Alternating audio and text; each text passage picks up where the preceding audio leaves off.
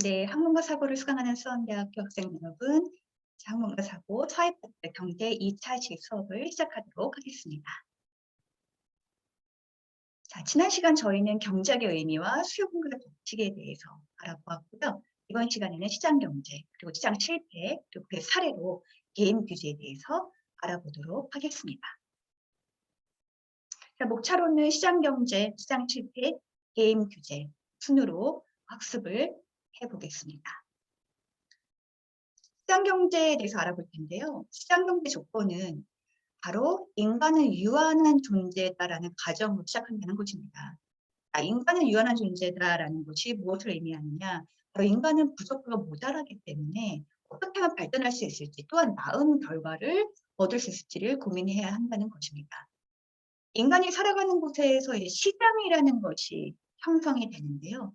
시장의 기능은 상품이나 서비스가 돈과 교환이 되는 장소를 말합니다. 사실 정보기술이 발전하고 여러분들 세대에는 점차 실질적인 시장에 가지 않고 물리적 시장, 존재하지 않아도 가상의 시장, 즉 온라인 시장이 여러분들이 충분히 거래할 수 있는 영역이 많이 확대되고 있는데요. 바로 이커머스라고 할 수가 있겠죠. 추상적인 시장이나 실질적인 시장이나 상품이나 서비스가 돈과 교환된다라는 것은 동일하고요. 즉 교환은 서로 가진 것들을 주고받아서 나은 결과를 만드는 방법. 그것이 바로 이제 시장이 해내고 있는 역할이 되겠습니다. 사진을 지금 두 개를 보시면 두 개가 대조되는 사진인데요. 오른쪽 사진은 전자상거래, 온라인 가상 공간의 시장을 보여주고 있고요. 여러분들 뭐 G마켓, 옥션, 쿠팡 많이 이용하지 않습니까? 좀 더 익숙한 모습일 수 있고요. 왼쪽의 시장은 기존의 전통 시장의 모습입니다. 이와 같이 기존의 시장의 모습에서 다른 시장의 모습으로 바뀌어가고 있는 것은 사실이지만 시장의 기능은 변하지 않고 있습니다. 시장의 구체적인 정의는 여러분들 교과서 71쪽에 나와 있으니까 좀 참고 바라고요. 시장은 자연스러운 경제적 원리를 따라서 가격에 대한 인간의 욕심, 효용, 경쟁이 교환 활동에 영향을 미치는 곳입니다. 시장 경제 개념을 좀 정리해보도록 할 텐데요. 지난 시간에 배웠던 공급과 수요, 그러니까 가격에 따라 수량이 바뀌는 방법을 받아들이고 여기서 공급과 수요에 대한 내용, 지난 여러분들 복습을 하시기 바랍니다. 또한 교과서 68, 69쪽에도 나와 있으니까 참고하시고요. 이렇게 시장에서 자유롭게 교환해서 자원이 효율적이고 효과적으로 분배되는 경제 체계, 바로 이것이 시장 경제입니다. 인간은 합리적인 동물이다라고 배웠고 합리적으로 효용을 생각하는 인간은 경제적이다라고 배웠습니다. 이 경제적인 인간들이 시장에 모이게 되고 시장의 중심이 되어 이익을 추구하는 행동들을 하게 된다는 것이죠. 그 결과가 무엇입니까? 그 결과 부가 만들어지게 되고 부가 분배가 되게 되죠. 이걸 사익 추구라고 하는데 개인의 경제활동을 자유롭게 할 수 있고 사유재산도 폭넓게 인정한다는 것이 바로 이 시장 경제의 특징이라고 볼 수 있습니다. 자, 그렇다면 시장 경제가 풀어나가야 할 문제가 있습니다. 이것은 여러분들이 봤을 때 굉장히 간단한 문제라고도 보실 수 있으나 사실 그렇게 간단하지만은 않습니다. 자, 세 가지의 문제점들이 있는데요. 첫 번째로는 무엇을 생산할 것인가, 그리고 두 번째는 누가 생산할 것인가, 그리고 세 번째는 누구에게 분배할 것인가 라는 질문을 우리가 바로 시장 경제에서 풀어나가야 할 문제라고 합니다.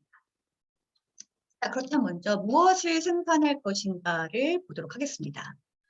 생산되어야 할 재화나 서비스 종류와 수량을 결정을 해야 하죠. 그럼 누가 이 종류와 수량을 결정을 할 것인가? 주로 이제 기업이 담당을 하게 되겠죠. 기업의 오너나 경영자가 바로 이제 수요와 공급으로 생각을 하게 됩니다. 경영자는 수입을 얻을 수 있도록 상품을 판매하거나 서비스를 시장에 공급하는데 이때 구매 활동이라는 것이 습관이 되고요. 구매 활동이라는 것은 원자재를 구입한다던가 서비스 인력을 교육시킨다던가 이런 모든 활동이 다 구매 활동으로 우리가 이야기합니다. 시장의 소비자들이 원하는 재화나 서비스를 공급하면 이 기업이나 경영자는 더 많은 수익을 얻을 수 있기 때문에 기업은 소비자들이 무엇을 원하는지 굉장히 신경을 씁니다. 시장의 반응을 본다는 것인데 시장의 반응을 통해서 생산할 재화나 서비스의 수량을 결정을 하게 됩니다. 생산 원가도 무엇을 생산할지에 대한 부분에 굉장히 중요한 요소가 됩니다. 왜냐하면 같은 제품이나 서비스를 보다 저렴하게 생산할 수 있으면 큰 이익을 볼 수가 있기 때문입니다. 생산에 필요한 구매 활동을 할 때 낮은 원가의 원료나 서비스 교육의 비용을 줄일 수만 있다면 이 또한 관련된 제품이나 서비스 생산이 늘어날 수 있기 때문에 기업에서는 또는 경영자 입장에서는 고려 대상이 되는 것이겠죠.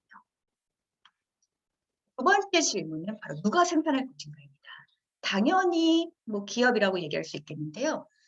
왜냐하면 시장 경제의 주된 생산 주체는 기업이 있기 때문이고 기업임이 틀림이 없기 때문입니다.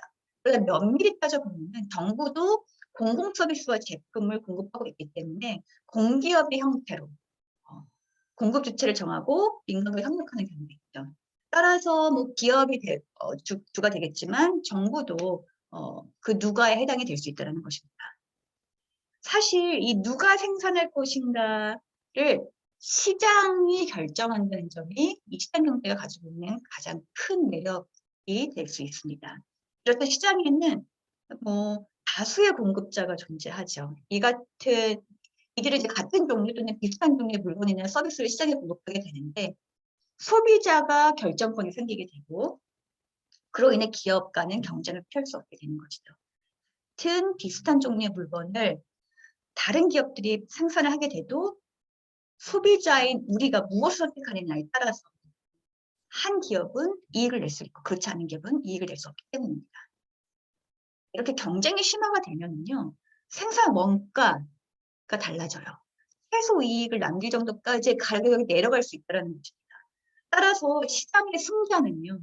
적은 비용으로 생산할 수 있는 능력을 갖춘 자입니다. 즉 생산 효율성을 따져봐야 된다는 것이죠.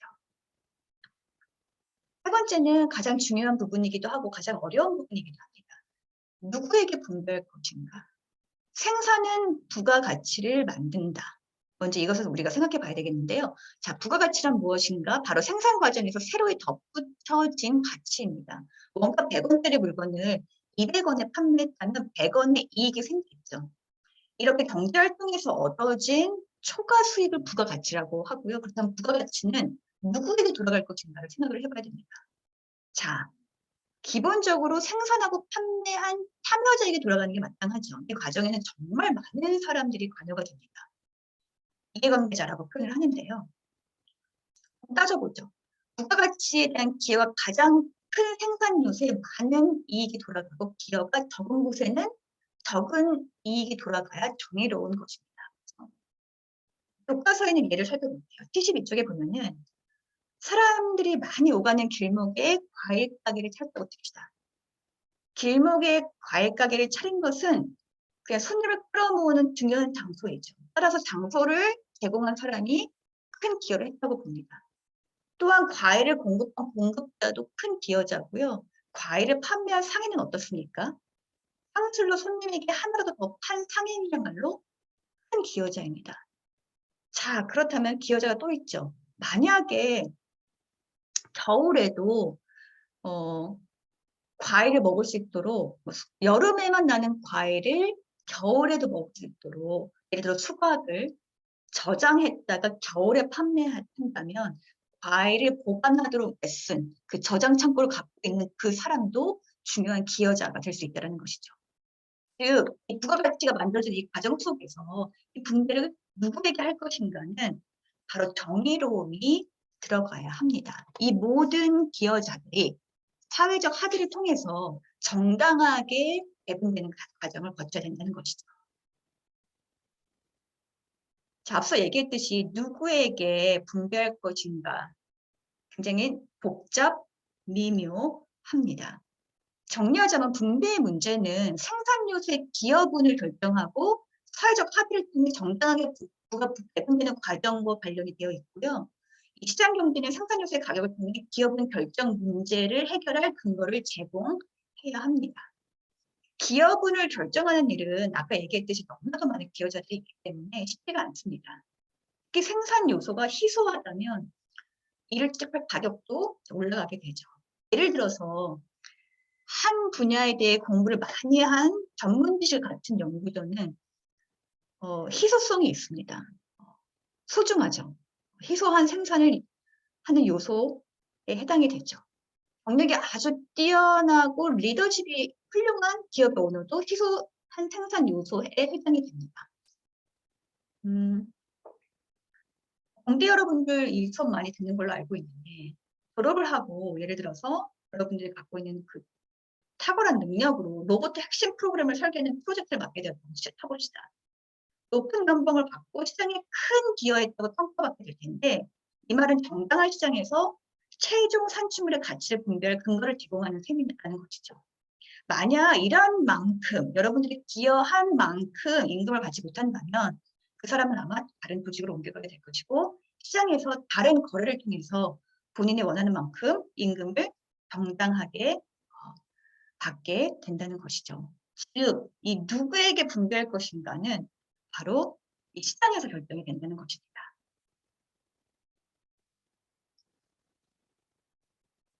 자, 생산 자원과 기술은 인간이 가지고 있는 욕심과 욕망에 비해서 한계가 있습니다. 따라서 우리는 합리적으로 자원을 배분하는 방법을 찾아야 하고 시장 경제에서는 효율성과 공평성에 관심을 두고 분배를 해야 합니다.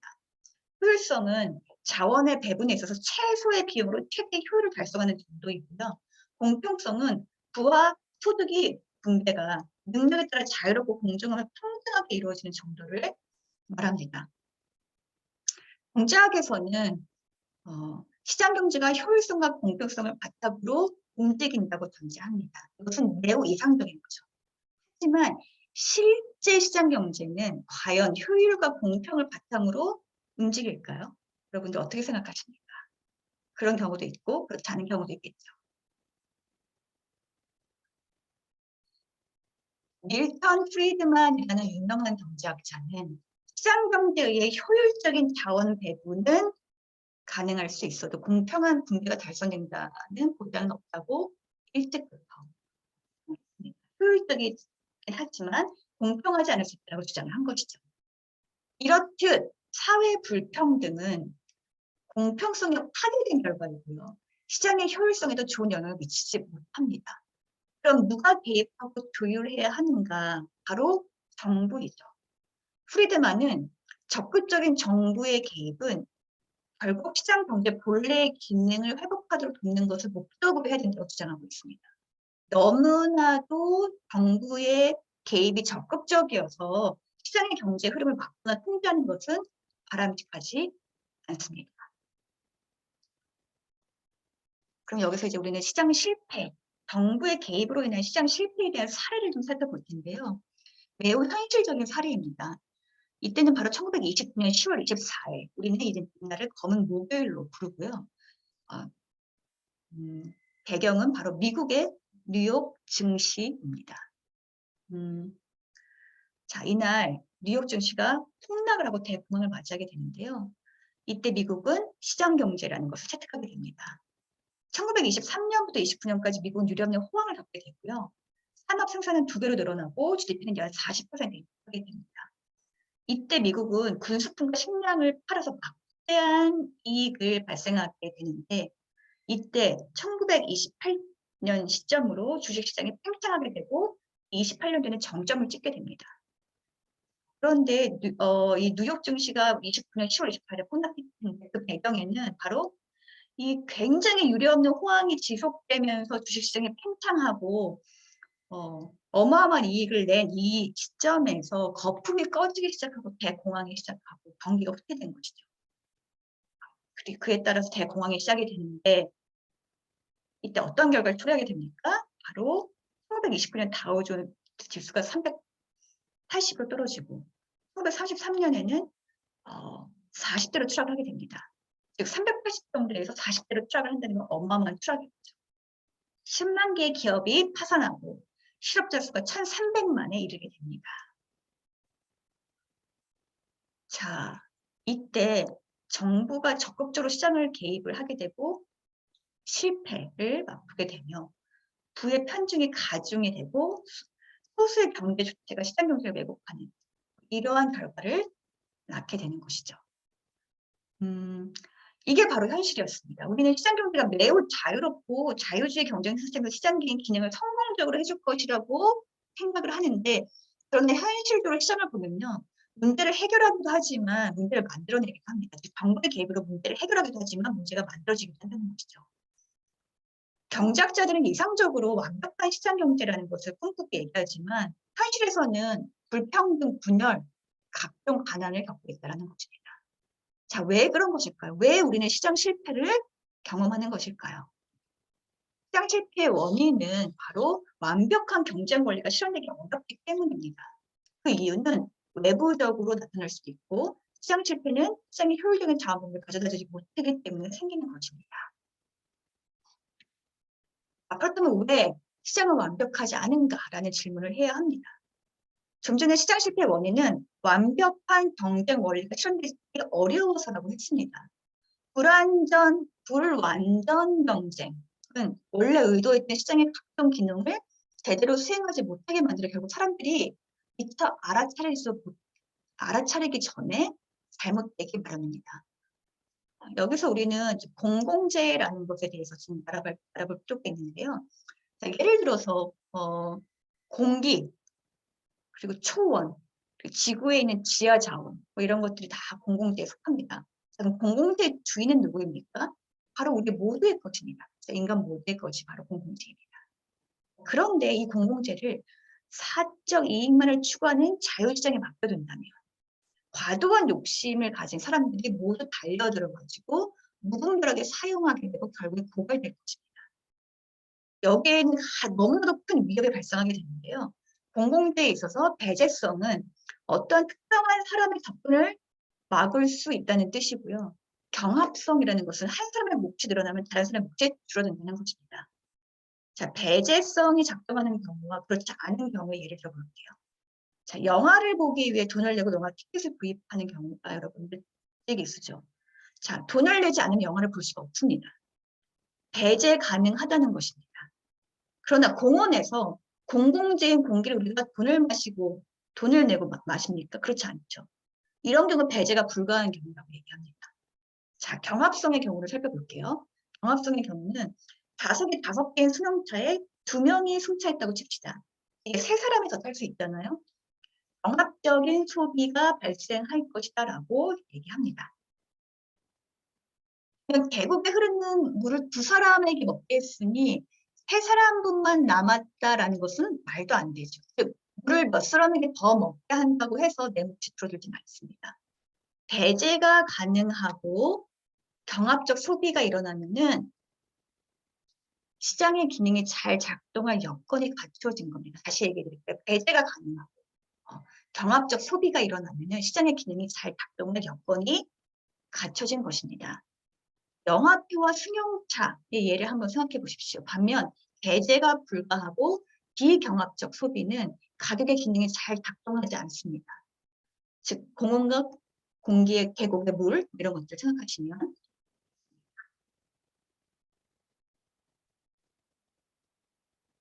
자, 시장 실패의 또 다른 주요 원인은 이제 외부 효과라고 아까 얘기했는데요. 외부 효과에 대해서도 알아볼 필요가 있습니다. 외부 효과란 어떤 사람의 행위가 관련 없는 제3자의 경제적 후사행에 도태적인 영향을 미치는 것입니다. 긍정적 그리고 부정적 외부 효과가 있는데 긍정적 효과는 시장에 맡겼을 경우 그렇게 많이 공급되지 않습니다. 과소 발생을 합니다. 예를 들어 볼게요. 미래 발전을 위해 고등교육을 받는 사람들은 수혜를 받을 것입니다. 그러나 꼭 교육을 받는 사람만 수혜를 입는 게 아니라 사회 전체에 큰 이득을 주죠. 고등교육을 잘 받은 사람은 기업이 부담해야 될 교육 비용을 낮춰주고 긍정적이고 새로운 생각으로 경제에 활력을 몰아넣습니다. 또한 교양을 갖추고 정의를 추구하고 진정한 올바른 시민으로 거듭나죠. 이런 효과를 이제 긍정적인 외부 효과, 즉 고등교육을 잘 받은 사람들은 긍정적인 외부 효과를 창출될 수 있더라고 얘기합니다. 또는 그냥 외부 경제라고도 말합니다. 하지만 부정적인 효과도 존재합니다. 외부 불경제라고도 하는데요. 이것은 바로 과잉으로 발생하게 됩니다. 예를 들어서 피구세에 대한 설명을 해드릴게요. 영국의 피구세라는 경제학자는요. 사회적 비용에 대한 대출 부과금을 시행하자고 주장했습니다. 예를 들어 환경오염을 증가시킬 수 있는 우려가 있는 종류의 자동차 운전자에게 정부가 세금을 많이 부과하자는 것이에요. 저도 운전을 하지만 환경을 파괴하기 위해서 운전을 하진 않거든요. 이동의 편리성을 위해서 운전을 하는 것이죠. 그러나 운전을 하면 자동차는 대기 오염을 일으키고 공기가 나빠져서 건강을 해칠 수 있으니 궁극적으로 운전자 자신에게도 불이익이 옵니다. 건강을 해칠 수 있으니까요. 자, 그래서 사회적으로 배출 부과금을 시행하지 않고 그냥 시장 경제에만 맡겨둔다면, 자유롭게 흘러가는 시장 경제에만 맡겨둔다면 소비자는 조심하지 않게 될 것이에요. 환경을 더 오염시키는 저렴한 연료, 비용을 따지게 되니까 저렴한 연료를 택할 것이고, 공급자 또한 환경을 고려하지 않은 채 배기가스 배출에 대한 저감시설 설치를 하지 않고 무분별하게 판매를 하게 될 것이죠. 이런 것들이 바로 과잉 발생, 부정적 외부 효과의 적절한 예라고 할 수가 있겠습니다. 시장이 불완전 경쟁에 있다는 근거는 독점과 과점에서도 찾아볼 수가 있습니다. 독점은 시장에서 어떤 상품을 공급하는 기업이 단 하나일 경우 독점 시장이라고 하고, 해당 기업은 독점 기업이라고 합니다. 독점 기업은 비슷한 대체제가 없는 상품을 경쟁자가 전혀 없이 공급할 수가 있습니다. 그렇기 때문에 시장에 공급된 상품의 수량을 조정해서 가격을 결정할 수 있는 큰 파워를 가지고 있죠. 1970년대 명동이나 종로 같은 곳에 양담배 단속은 굉장히 흔한 풍경이었다고 합니다. 1980년대 중반까지만 해도 이 정부의 암행단속반이라는 것이 있었는데요. 뭐 공공금융기관이나 사무실이나 뭐 대학 교수 연구실까지 침입해서 책상을, 서랍을 뒤져서 양담배가 있나 없나 확인하는 것은 흔한 일이었다고 합니다. 자, 우리나라는 1987년도 초까지만 해도 외국 담배의 수입을 전면 금지했었어요. 그리고 정부는 담배의 제조 및 판매를 87년도 4월 1일까지 독점했었어요. 따라서 개인이 담배를 제조하거나 판매하면 국가에 의해서 처벌을 받게 됐죠. 이것이 바로 이제 독점의 바로 좋은 예입니다. 모든 것을 다 조정할 수 있다는 것이죠. 자, 과점의 같은 경우는요, 소수의 거대 기업이 시장의 대부분을 지배하고 있는 형태이고요. 이 원인은 공공기업의 경우 정부의 정책에 의해서 형성이 되고요. 시장 경제의 경우는 몇 개 기업만 남고 나머지 기업들은 다 경쟁에서 탈락된 경우 이런 과점이 형성이 됩니다. 또한 다수의 생산자가 담합했을 경우에도 이런 과점의 현상이 나타나기도 합니다.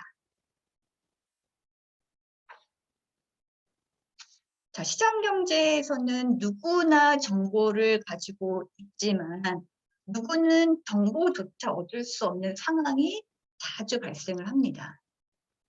이걸 바로 우리는 비대칭 정보 또는 비대칭적 정보라고 얘기합니다. 예를 들어 볼게요. 보험 시장을 예를 들어보죠. 내가 건강보험에 가입을 하려고 할게요. 나는 내 병력에 대해서 아주 잘 알고 있어요. 내가 겪었던 병이니까요. 하지만 내 보험에서는, 내가 가입하려고 하는 보험에서는 내 병력에 대해서 모릅니다. 내가 얘기하기 전까지. 이 상황을 바로 비대칭 정보가 존재한다고 얘기합니다. 그냥 내가 보험에 싸게 가입하기 위해서 내 병력에 대해서 거짓말을 하고 보험에 가입한다고 칩시다. 이러한 상황에서 만약에 내 지병이 다시 발병을 하고 보험회사가 치료 비용을 지불하게 된다면 나는 여전히 내 건강에 대해서 크게 노력을 하지 않을 거예요. 왜냐하면 나는 거짓말을 했고 내가 똑같은 병이 발생하더라도 보험회사는 모르고 있기 때문에 또다시 돈을 지급하겠죠. 아프면 병원 가서 치료받고 보험회사가 그 돈을 내줄 것이기 때문이에요. 근데 만약에 내가 정의롭게 내 병력에 대해서 잘 설명을 하고 정보를 공유하고 보험에 가입했다면 비대칭 정보, 비대칭 정보 정도는 존재하지 않을 것이며 보험회사도 그런 노력을, 추가적인 노력을 하지 않아도 될 것이죠. 여기에서 이제 도덕적 해이라는 말이 나오는데요. 정보를 투명하게 공개하고 성실하게 계약을 해야지만 어느 누구도 비대칭 정보의 불이익을 얻게 되지 않을 것이다라는 것입니다. 본인과 대리인 간에 도덕적 해이가 존재해야 되는 것이죠. 자, 다음으로는 다양한 시장의 실패 요소들을 최소화하기 위해서는 정부가 개입을 해야 한다라는 목소리가 나옵니다. 정부가 개입을 해서 세금을 부과한다거나 아니면은 정부가 직접 지출을 하고 각종 정책을 도입시켜서 시장 실패를 최소화한다던가 뭐 이러한 노력을 할 것이죠. 그렇다면 정말 정부의 개입이나 규제가 전적으로 만병통치의 역할을 하는 것인가? 그렇지만도 않습니다. 정부 실패라는 말이 있는데 각종 정책이나 규제도 바로 결함을 가지고 있다는 것이죠. 원래 정책 목표를 달성하지 못하게 되면은 더 큰 시장에 큰 혼란을 야기하고 경제적 편익을 왜곡하는 문제가 생겨나게 된다는 것입니다. 여러분들은 다양한 뉴스를 통해서 정부가 시장에 개입했다, 정부가 시장을 개입함에 따라 얻어진 결과가 실패이다, 성공이다라는 결과를 굉장히 자주 접하게 됩니다. 자, 자유방위명 또는 적극적 동대 개입, 어느 쪽에 맞는 것인가 어느 누구도 예측할 수 없죠. 시장 경제가 인간의 행복에 기여하지 못한다면 인위적인 개입을 바로잡을 수 있을까? 누군가에게는 불공정하고 누군가를 어렵게 만든다는 사실이 인정될 때 이 인위적인 정부의 시장 개입은 정당화될 수 있는가? 이것은 바로 정부의 실패로 이어질 수 있다는 것이기 때문에 매우 예민하고 조심스럽다는 것입니다. 시장 실패의 원인은 아까 우리가 살펴보았고요. 자, 마지막으로 과연 정부의 규제 또는 개입이 합리적인가 그렇지 않은가? 왜냐하면 정부의 개입을 통해서, 정부의 규제를 통해서 시장이 성공될 수도 있고 실패될 수도 있기 때문이죠. 이걸 우리가 하나의 사례, 개인 규제로 한번 이야기해 보도록 하겠습니다. 자, 먼저 2018년도 온라인 개인 규제에 대한 인식조사, 국민들에게 인식조사한 결과를 좀 공유해 드릴 텐데요. 이때 522명이 참여를 했고 연령대는 20에서 30대에 해당이 되었습니다. 20대, 30대가 28%였고 40대가 23%, 그리고 50대가 24%로 골고루 편성되어 있었습니다. 결과는 무엇입니까? 이 인식조사의 결과는 정부의 개인 규제의 필요성에 대해서 65.5%가 공감한다. 그리고 성인뿐만 아니고 청소년에 대한 개인 규제가 긍정적이다라고 85% 육박하는 참여자가 응답해 주었습니다. 자, 뭐 지금 현재 그동안 발전되어 온 정부 온라인 게임 규제는요. 월 50만 원 결제 규제를 가지고 있고 1회 사용 가능한 게임 머니를 규제하고 있고 그리고 1일 10만 원 이상 게임을 이뤘을 때 24시간 동안 게임 접속 금지로 규제하고 있습니다. 자, 이러한 것들에 대한 평가는 1일 금액 규제 또는 1일 접근 금지 규제에 대한 부정적 의견이 또 84%나 됐다는 것이에요. 전반적인 온라인 게임 규제에 대해서는 부정적이었는데, 긍정적이었는데, 이렇게 규제, 1일 규제 또는 1일 접근 규제에 대해서는 부정적인 반응이 나왔다는 것이죠. 상반된 반응이었다는 것입니다. 성인용 웹보드 게임 규제 유형을 좀 찾아봤습니다. 한국의 성인용 온라인 게임 시장은 굉장히 위험하기도 하고 중독으로 연결될 수 있다고 많은 사람들이 경고합니다. 온라인 게임을 하다가 가사를 탐진하거나 자살한 사람이 있기도 하고요. 이런 것들이 뉴스로 대대적으로 보도가 되고 온라인 게임을 한 이제 연예인들은 자수의 시간을 갖는 것을 우리가 보지 않았습니까? 사회에 대한 인식이 사회성, 한탕으로 인식되고 있는 게 현실이긴 합니다.